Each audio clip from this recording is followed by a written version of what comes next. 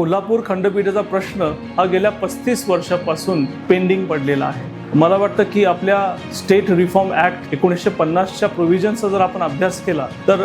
मुंबईमध्ये मुख्य पीठ आहे आणि आपल्या औरंगाबाद, गोवा आणि नागपूरमध्ये 3 खंडपीठं आहेत। 1985 साली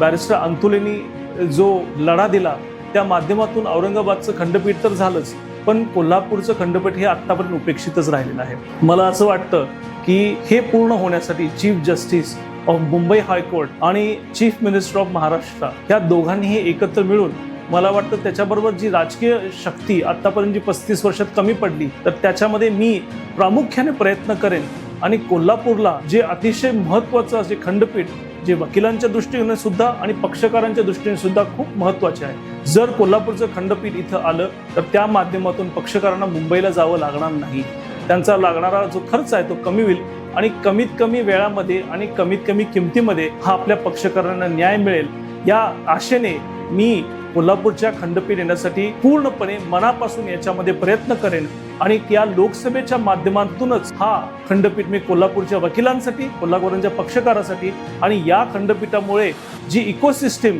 कोल्हापूरच्या रेव्हेन्यू जनरेशनमध्ये होणार आहे ती सगळ्यात महत्त्वाची आहे। कारण बरेच बाहेरचे वकील कोल्हापूर शहरामध्ये येतील आणि कोल्हापूरला पुन्हा एकदा नव्या रेव्हेन्यू स्ट्रीमची या खंडपीठाच्या माध्यमातून वकिलांना खंडपीठाच्या माध्यमातून आणि पक्षकारांना या खंडपीठाच्या माध्यमातून एक नवा आणि सुखकर मार्ग मी चेतन नरके या लोकसभेच्या माध्यमातून आणण्याचा पूर्ण प्रयत्न करेन।